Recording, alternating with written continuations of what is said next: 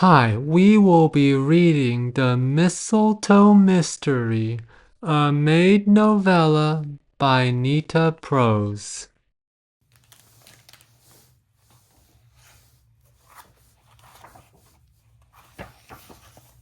My Gran loved all holidays, but her favorite by far was Christmas. Every year, when December rolled around, she'd take out the advent calendar she'd made herself, repurposed from an index cabinet discarded by a library after computers rendered the card catalog system obsolete. Gran polished that cabinet until the grain was tiger striped and golden.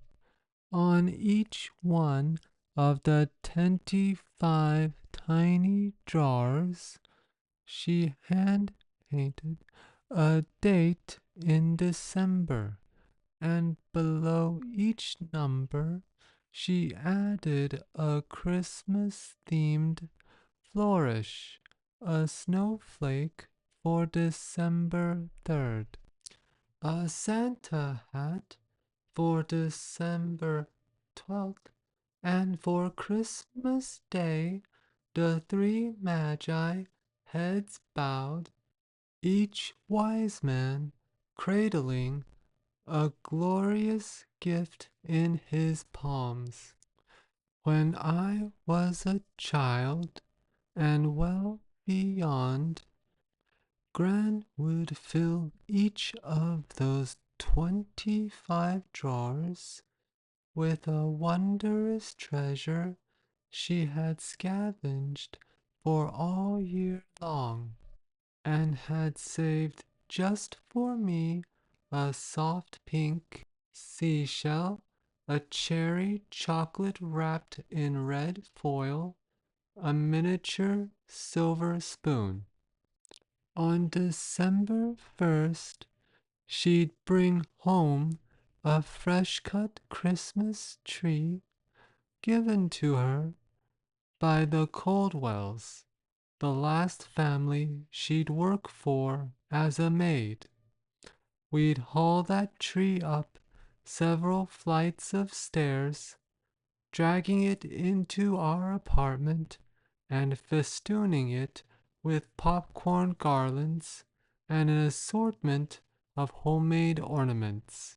Then on Christmas Day, we'd wake up early, and still in pajamas, we'd open our presents. One year, Gran made me an entire crate of orange marmalade, my absolute favorite. Another year, she gave me a silver necklace, a gift, she said, given to her by a dear friend decades earlier.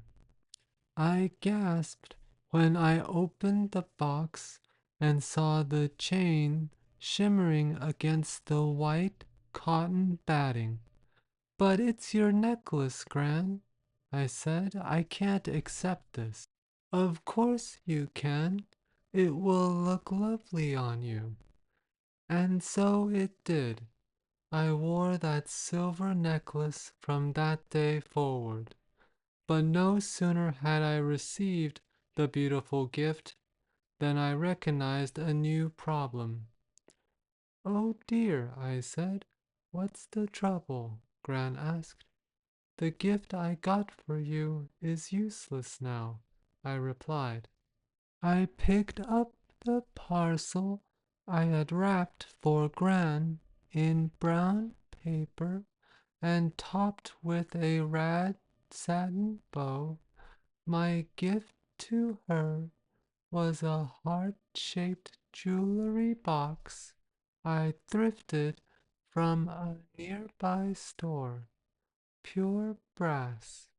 It was filthy and tarnished when I bought it, which is why I got it for next to nothing.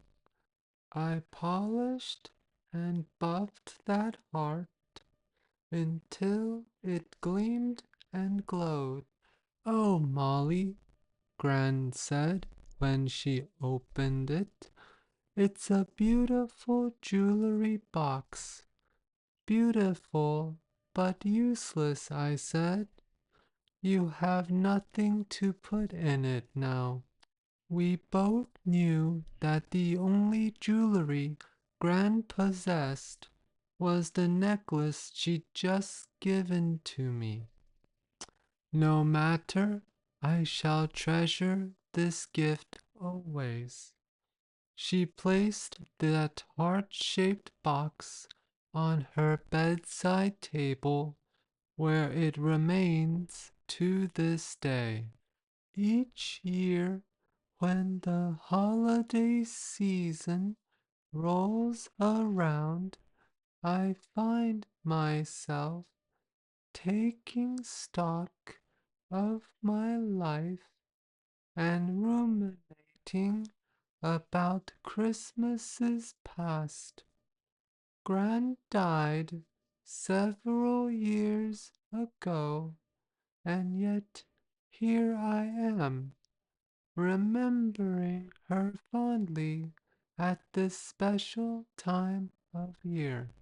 After Gran died, I thought I'd never know joy again, that I'd spend the rest of my existence living like a mushroom in the dark. But it is not so. I live with my beloved boyfriend, Juan Manuel, who reminds me how to shine. He's a beacon of light, adding hope and good cheer to all of my days. Sometimes I have to pinch myself. My life is so good. I wonder if it's actually real, and if it is real, will it last? It's silly, I know, and I try not to let doubts like these take hold, but they do get the better of me at times.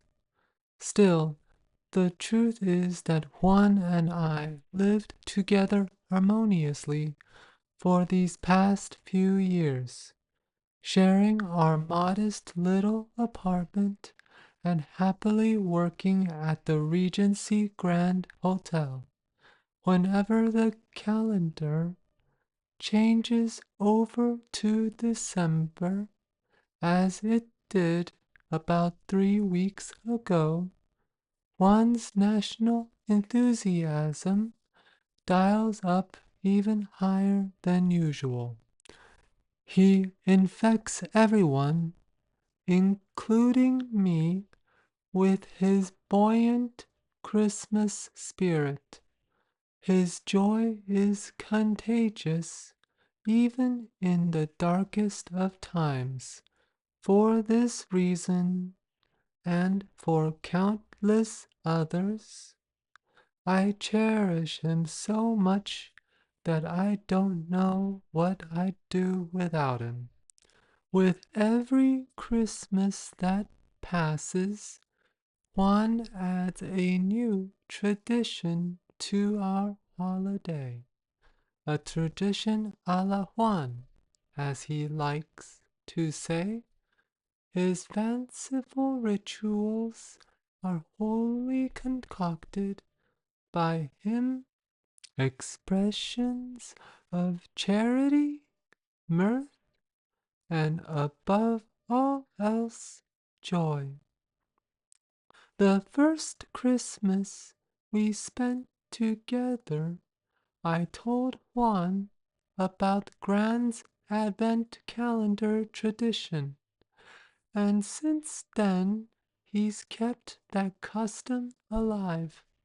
I declare this The month of Molly yet again, he said on December 1st of this year.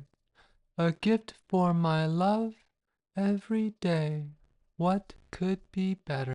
Each year he stocks Grand's Advent calendar with daily treasures chosen especially for me. When I behold the childlike glow on his face as I open one of Grand's cabinet drawers, I'm reminded of what she always taught me about gift giving. For the pure of heart, the giving is greater than the getting. On our second Christmas together, Juan and I added cookies to our seasonal ritual, baking together in our tight and tidy kitchen, decorating each cookie with sugar icing, though Juan's creations always come out prettier than mine.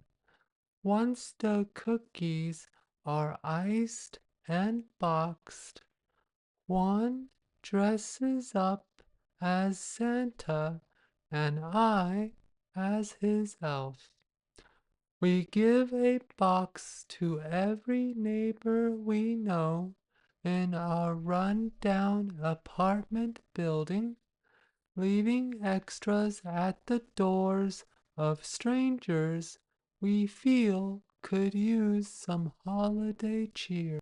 On our third Christmas together, Juan had a new brainwave. Our apartment window looks out onto the street.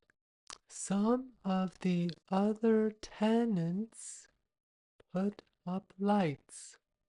We should too, he announced.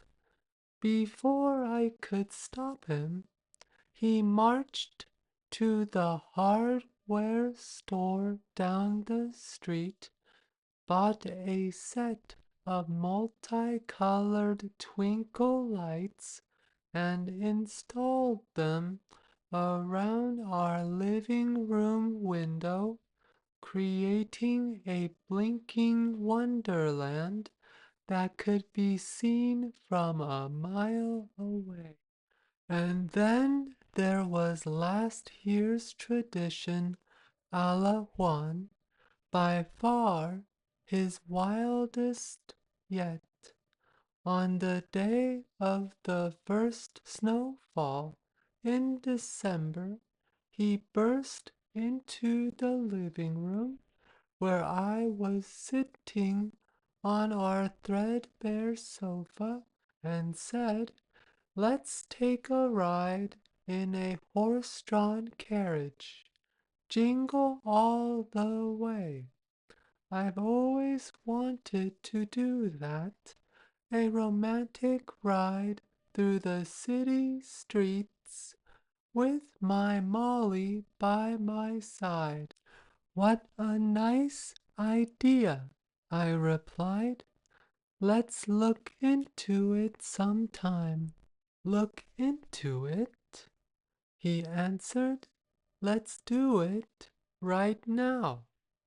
And so I found myself bundled in a warm coat, one cradling a flask of spicy hot chocolate he'd brewed himself.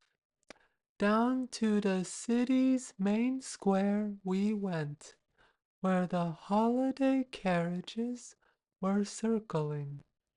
Juan's face fell when a driver told him the price of a short ride, far beyond our meager means. His hand went to his wallet, but I stopped him before he could pay. "Juan, it's too much money. Surely there's something else we can do instead.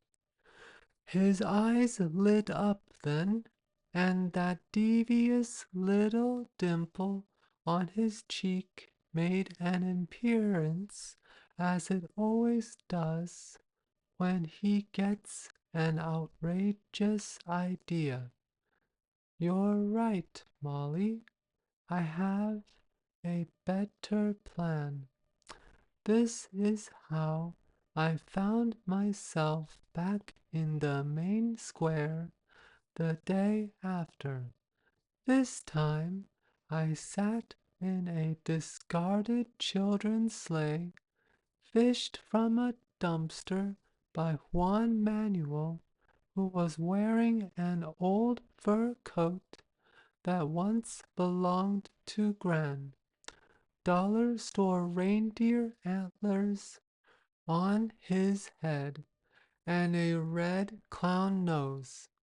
He pulled me around the main square on the sleigh twice, and I laughed the entire time, as did everyone else who witnessed our silly, joy-filled spectacle.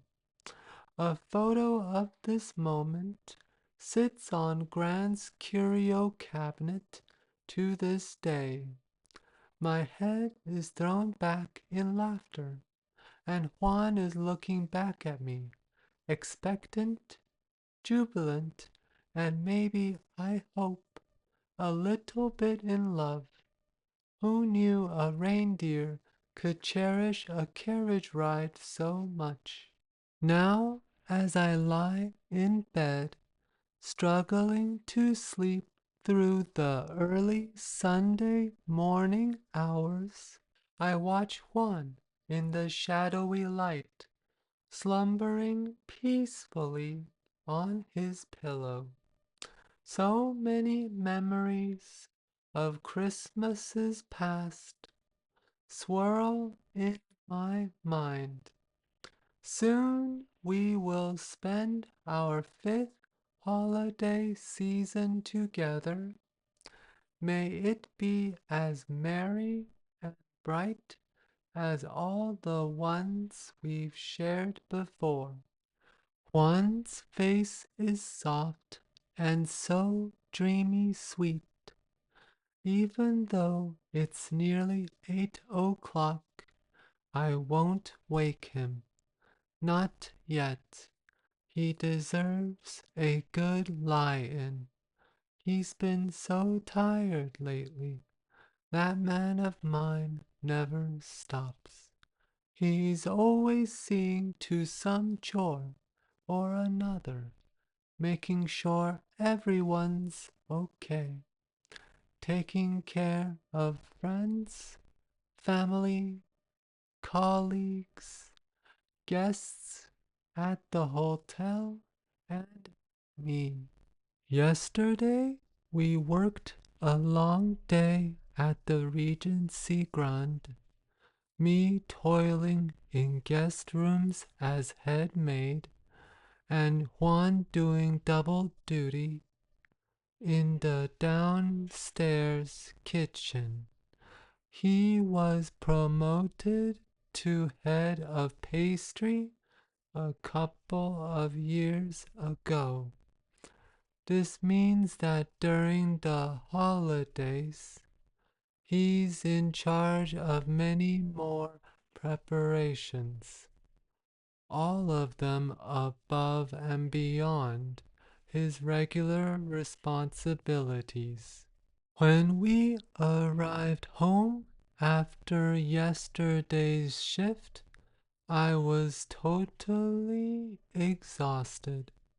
I took my shoes off, wiped the bottoms, put them away in the front closet, then immediately flopped on the sofa in the living room. Good golly, Miss Molly, Juan said, eyeing me from the front entrance. You're so cansada. I am tired, I replied. It's Christmas mayhem in that hotel. You must be exhausted too. He shrugged, then took off his shoes, wiped them down, and placed them neatly beside mine in the closet. A moment later, he was by my side, throwing Grand's Lone Star quilt over me and planting a gentle kiss on my forehead. You rest. I'll cook us dinner. I noticed then how dark circles had taken refuge under his lovely brown eyes. He looked so pale and worn out. I know he's working too hard, but he never complains, despite burning the candle at both ends. Sometimes I think there's a lot on his mind too, maybe more than I know. But what it is that troubles him, I couldn't say. He's not one to share his worries.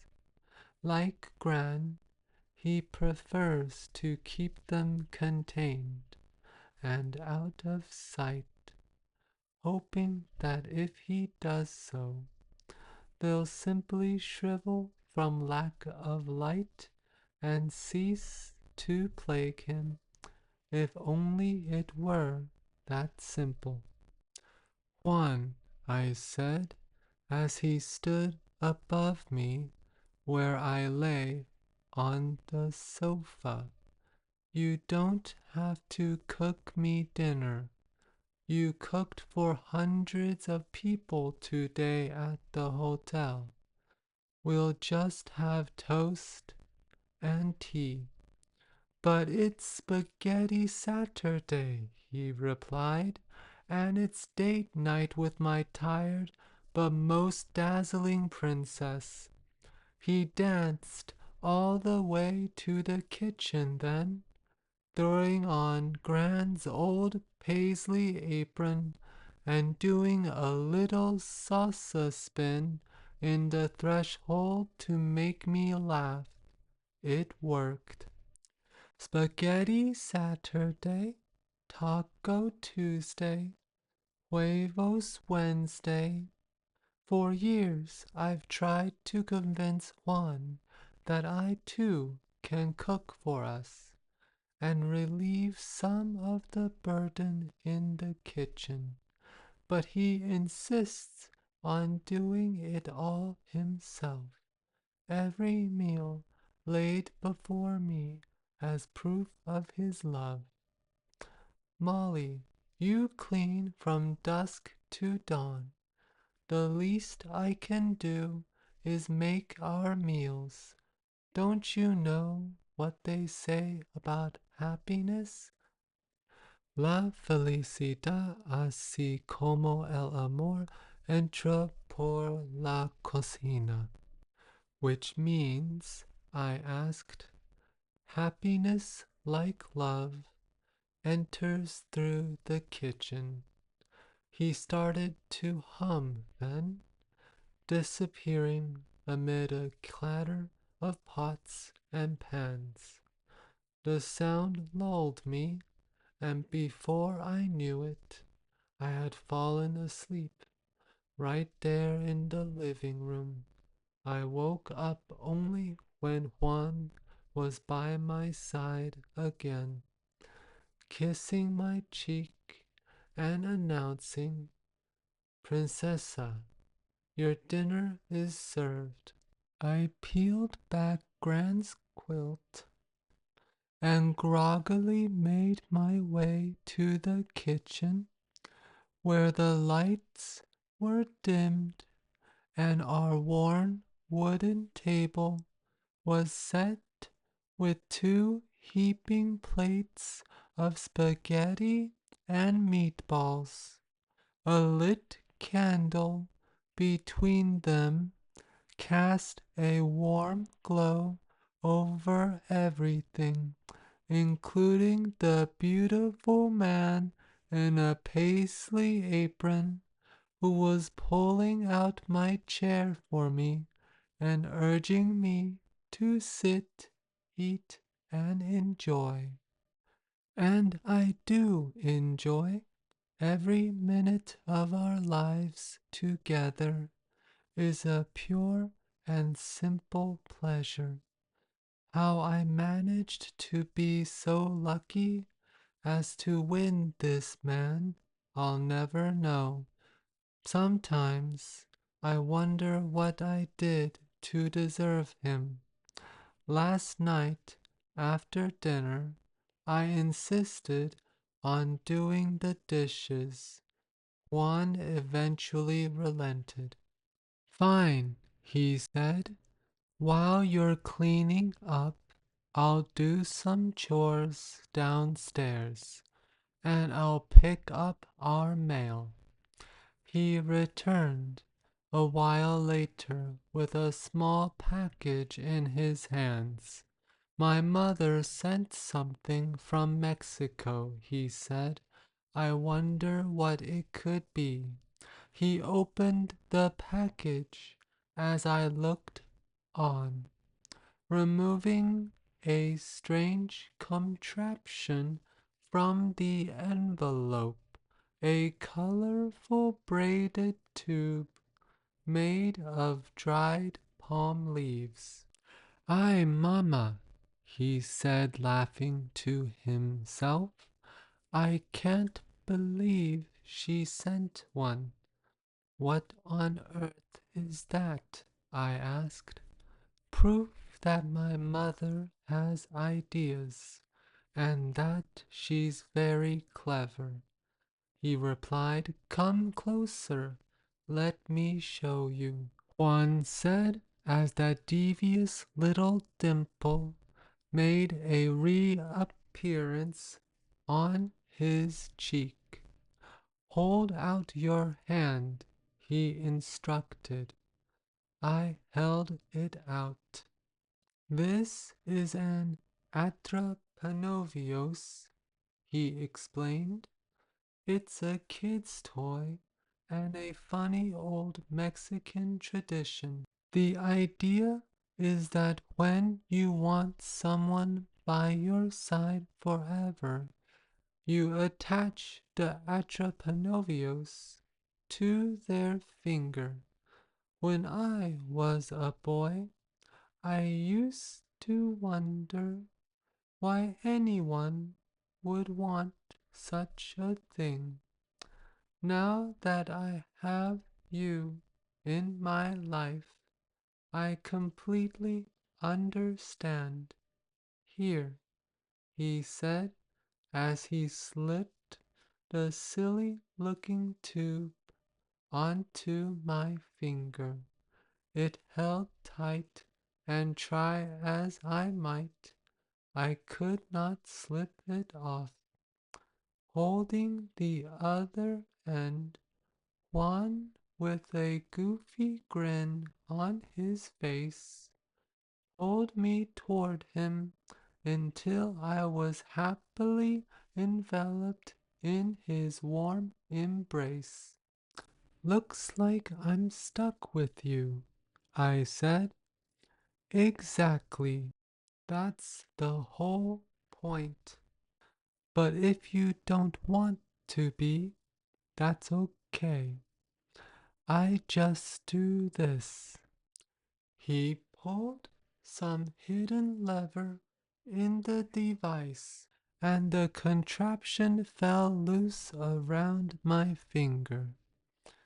See, now you're free. What do you think? I think you don't need a toy to keep me by your side, I replied as my hands found his cheeks. My gran used to say, if you love something, set it free. If it comes back to you, it's yours, he said, kissing my lips. And if it doesn't, it was never meant to be, I said. So you have the saying in Spanish too? We do, said Juan. Just then I looked down at my left hand, where it rested against Juan's chest. The Achapanovos had left a dark, chalky mark around my finger. Is it supposed to leave a stain? I asked, holding up my hand to Juan. Yes, all part of the fun, he replied.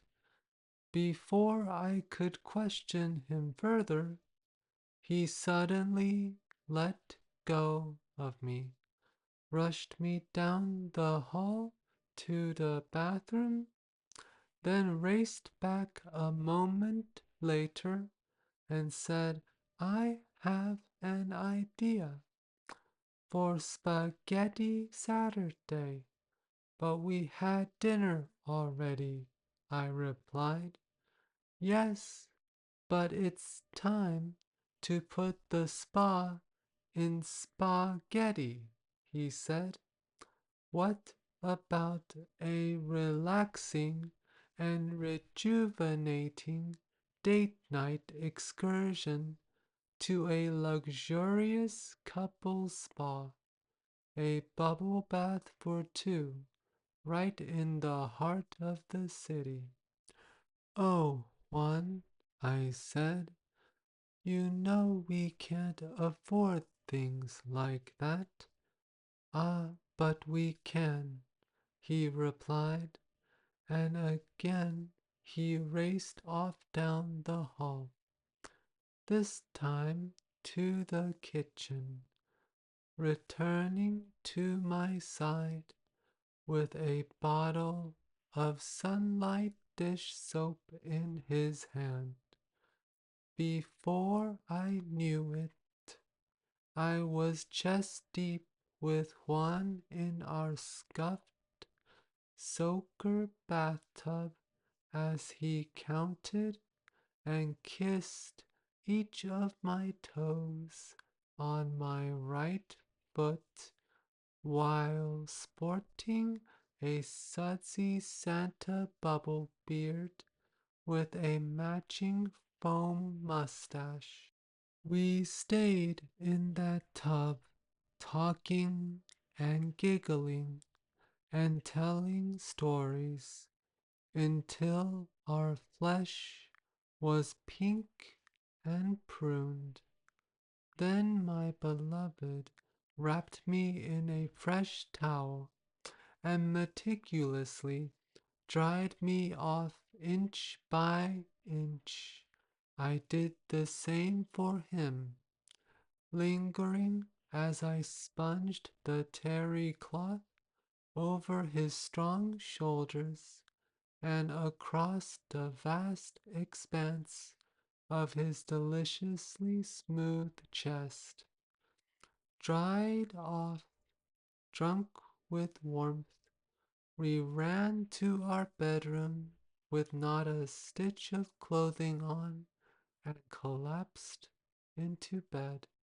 I'll be right back, one announced. What are you doing now? I asked.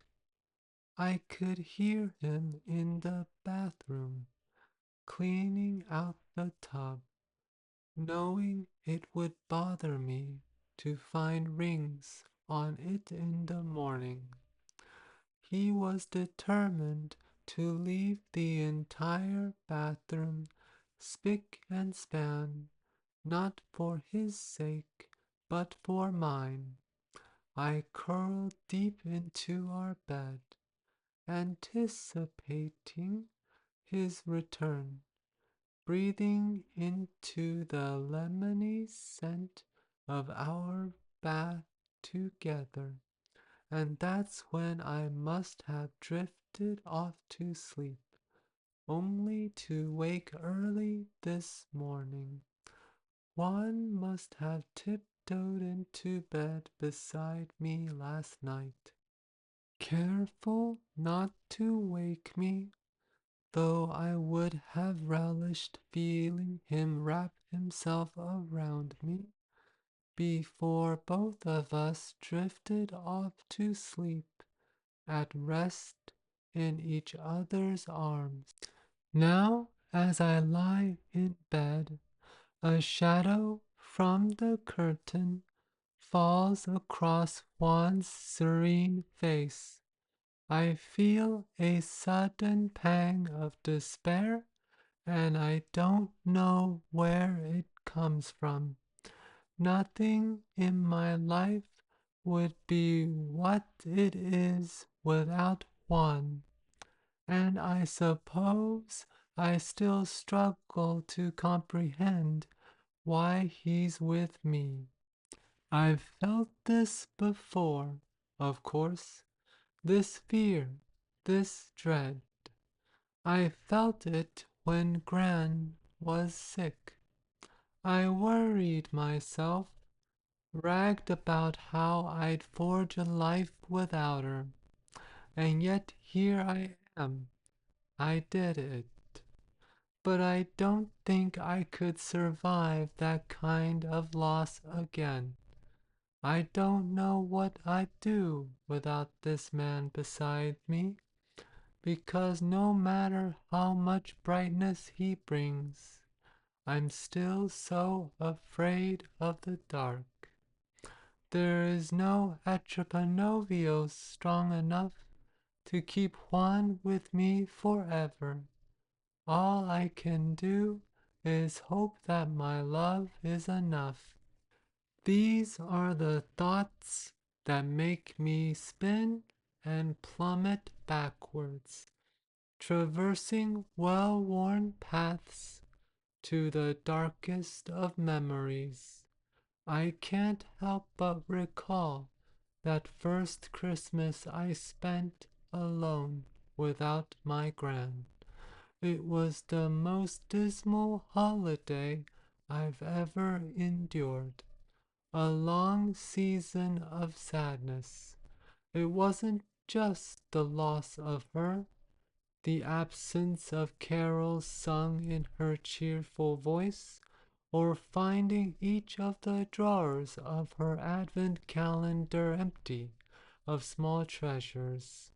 It was the deep, abiding loneliness that surrounded me at work, the constant reminders that the social world was a mystery I couldn't solve without her. The staff Christmas party at the Regency Grand is always a lovely event, held in the lobby in plain view. It features mulled cider, tea, and Christmas cookies. I look forward to it every year, but that first year, without Gran, the staff party was the only holiday festivity I was invited to, and that made it feel even more special than usual. Mr. Snow had the idea of doing a secret Santa gift exchange amongst staff members, and I drew Cheryl's name much to my chagrin. Still, I was determined to show her some holiday spirit. The day of the party, all the staff gathered in the lobby. Bellhops and bartenders, doormen and dishwashers, clerks and cooks. Everyone was festively dressed and full of holiday cheer. The secret Santa gift exchange proceeded, with Mr. Preston handing out one gift at a time as the staff looked on. I was excited when he grabbed my gift for Cheryl and presented it to her. But the second Cheryl unwrapped the brown bag, her face fell. Ew, it's used chocolates from our turned down service, shaped like a Christmas tree. So much for Secret Santa, Molly, she said with a guffaw. How did you know that gift is from me? I asked. No one else is weird enough to regift discarded turned down chocolates, she replied. They're not discarded, they're upcycled, I explained. Waste not, want not. Now, now, said Mr. Snow, before I could say anything further. Christmas is about kindness, a quality some here are rather short on. He eyed Cheryl, then bent to pick up another gift from under the tree. Here, Molly, he said, this one has your name on it. The package he offered me was wrapped in gold-striped foil with a silver ribbon on top. Who do you think it's from? I asked the staff members gathered. Don't know, said Rodney, the handsome bartender I was besotted with at the time. They call it Secret Santa for a reason, right? Rodney winked at me then, and not knowing at that point what a bad egg he was, I instantly grew weak in the knees. Open it, Molly, Juan Manuel said as the others watched. I ripped off the wrapping paper to reveal an action figure encased in a cardboard and plastic bubble. Rosie the robot from the old TV show The Jetsons. I was utterly perplexed. But this is a child's toy, I said. Surely this gift was meant for someone else. Oh no, Rodney said with a chuckle. It was definitely meant for you. Like a virulent contagion, muffled laughter traveled from person to person. Receptionists hid giggles behind cupped hands. Valets chortled and elbowed each other. Even some of the maids I worked with every day tried hard to suppress their smiles. I stared down at the toy in my hands. Roomba the robot, Oddball Moll, the formality freak, all names I'd been called before by the people I worked with every day. The joke was on me, but I was not laughing. I felt so small, so foolish. I studied the sheen of my perfectly polished shoes.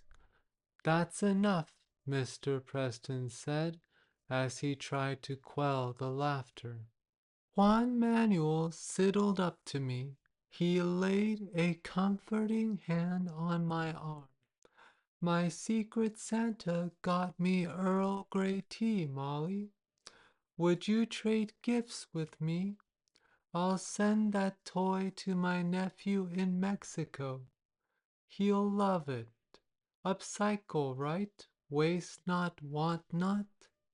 I searched his face for signs that he too was mocking me, but his dark brown eyes were serious and glassy, his mouth downturned in an expression I could not have named at the time, though as I recall it now, I do believe it was compassion. Thank you, Juan Manuel, I said. That's kind of you.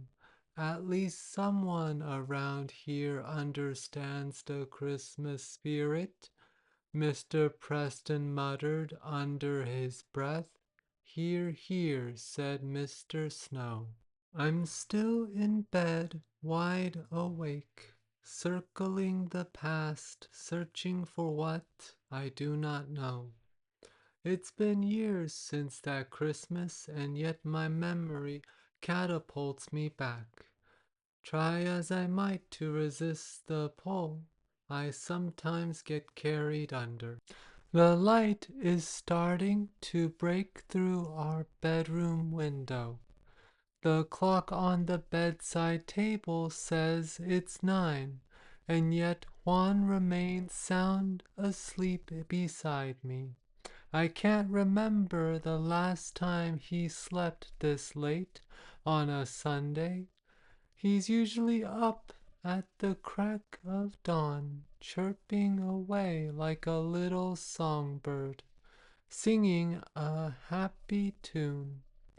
In the distance, bells jingle jangle with Christmas just around the corner. I listen to the rise and fall of one's breath as he slumbers. I love his long curled eyelashes, which all the ladies coo over. In this cold weather, snowflakes catch on those beautiful lashes, framing his chocolate eyes in a rim of sugary white.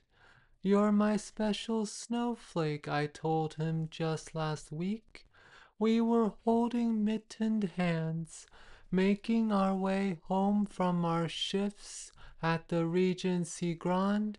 At the first snowfall gently alighted.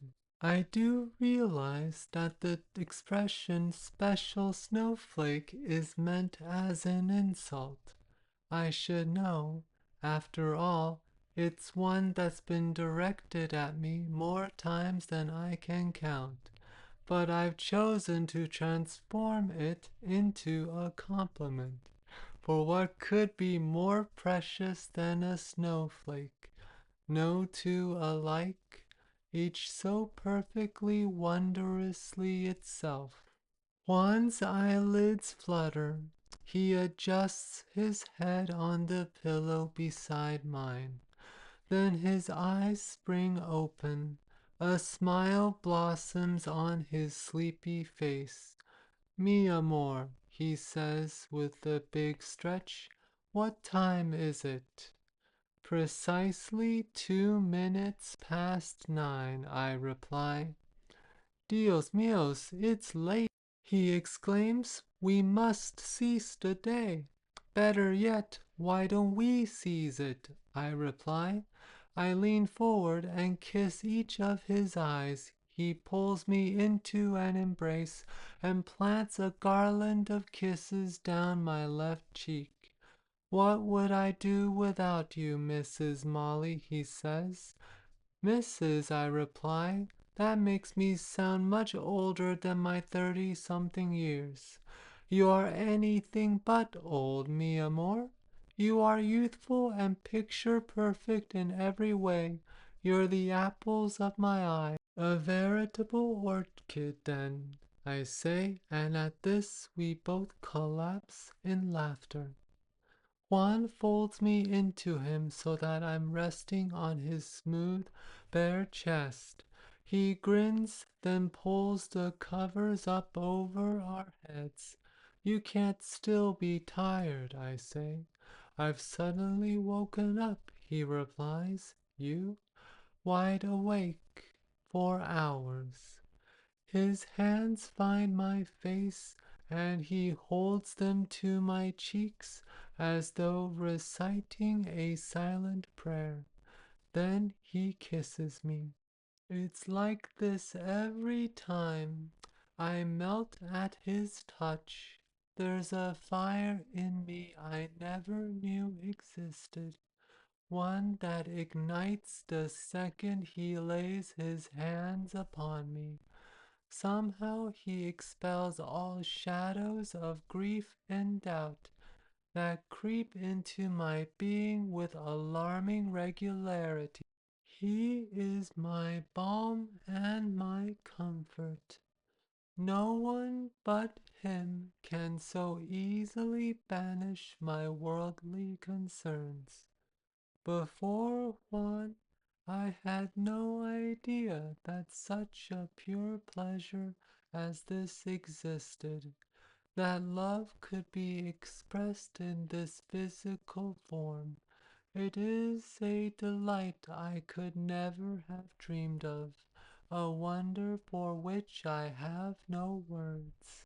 Later we rest in each other's arms as the light streams through the crack in the curtains. For once the dust motes dance on the sunbeams, and I have not the least inclination to clean them. Never in my life have I felt more content than in this moment. Suddenly Juan gasps out loud, and I almost jump out of my skin. What is it? I ask, my heart pounding. The Advent calendar! I almost forgot. Today is a very special day. Juan, you scared me half to death. I thought there was some sort of emergency. Sorry, he says. You know how excited I get about the Advent calendar. Come, I can't wait for you to see today's gift.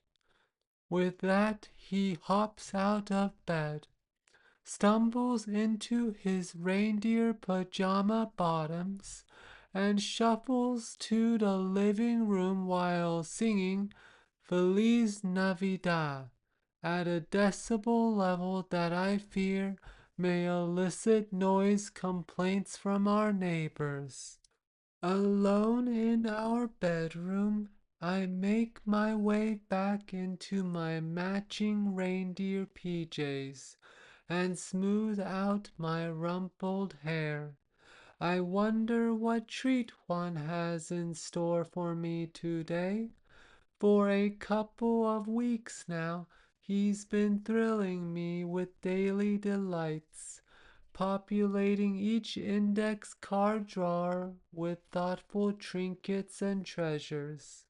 So far this month, I've received a silver thimble, an upcycled turned down chocolate from the Regency Grand, a green pet pom-pom named Frank, complete with googly eyes, Quan glued on himself, some jingle bells, a fresh and festive dusting cloth, and a miscellany of other marvelous objects. Once I'm properly dressed, I check myself in the full-length mirror on our bedroom door. My cheeks are unusually flushed. My sharp black bob is mostly black in ship-shape order. If not perfectly coiffed, then at least acceptably neat for first thing on a Sunday morning. As I study myself, a dark shadow crosses my face. What does Juan see in me, I wonder? When he could choose so many others, why in the world would he choose me? There's no one more precious in all the world. It's Gran's voice I hear, and for a moment I swear I can see her behind me in the mirror, her hands on my shoulders, but when I turn she's gone. My eyes are playing tricks on me as they sometimes do. I smooth out my bob one more time, then amble to the living room where Juan has tuned in to the Christmas carols on the radio. He's singing along, making up the words where he can't remember the real ones. He stands by Grand's giant advent calendar, a Cheshire cat smile on his face, and his tonsiled hair like a rooster's off-kilter coxcomb. He points to today's date on a jar. Open sesame, he says. I approach and slide the jar open. Inside is a snow globe which I pick up and cradle in the palm of my hands. The scene within the glass orb takes my breath away. It's the Regency Grand in miniature, complete with two tiny figures poised halfway up the red carpeted stairs. Where did you get this? I ask. Mr. Snow was throwing it away, says Juan. Apparently these were made years ago to drum up special events business at the hotel. Give it a shake, Molly. I do so, and the globe swirls with white specks, turning the hotel into a magical wintry wonderland. Snowflakes, I exclaim, and look, there's a little tuxedoed doorman on one knee helping a woman in white up the stairs. Really, Molly, says Juan, is that what you see? Yes, I reply, what do you see? It doesn't matter, he answers. He turns away from me then, and for a moment I wonder if I've made some kind of faux pas, because his smile has completely disappeared. But when he turns back to me, all is well again, his smile kind and warm. I should know better than to insist you see what I do, Molly, he says. And besides, this is your gift, not mine.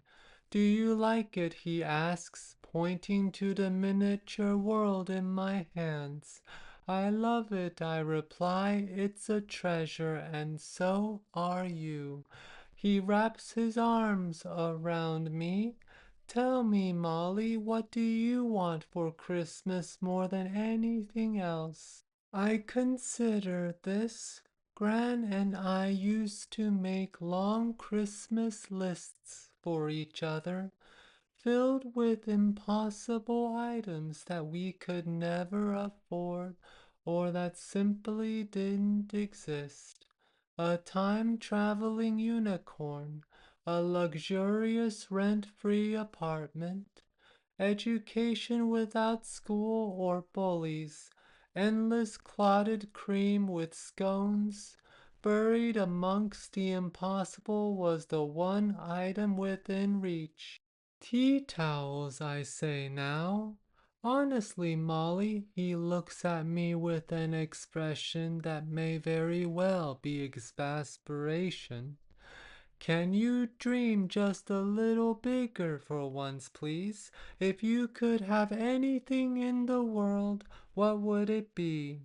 On the radio, a familiar singer croons a carol offering the exact answer I hear in my head. All I want for Christmas is you, I say. Are you sure about that? Juan asks. You must tell me now, right now, if you're not sure. Of course I'm sure. I'm 100% absolutely and definitely certain, I say. Juan lets out a massive sigh, then brings my hands to his face, smothering them with kisses. The perfect answer from the perfect woman, he says. Sometimes I wonder if I'm not understanding, like maybe I'm interpreting the cues wrong. Do you know what I mean? Has that ever happened to you? You can't seriously be asking me that, I reply. Oh, I am, says Juan. In fact, I'm more serious about this than I've been about anything in my entire life. Let me know in the comments section below if you want me to continue reading The Mistletoe Mystery by Nita Prose, or any other book recommendations or graphic novel recommendations, or any other comics or any other type of media.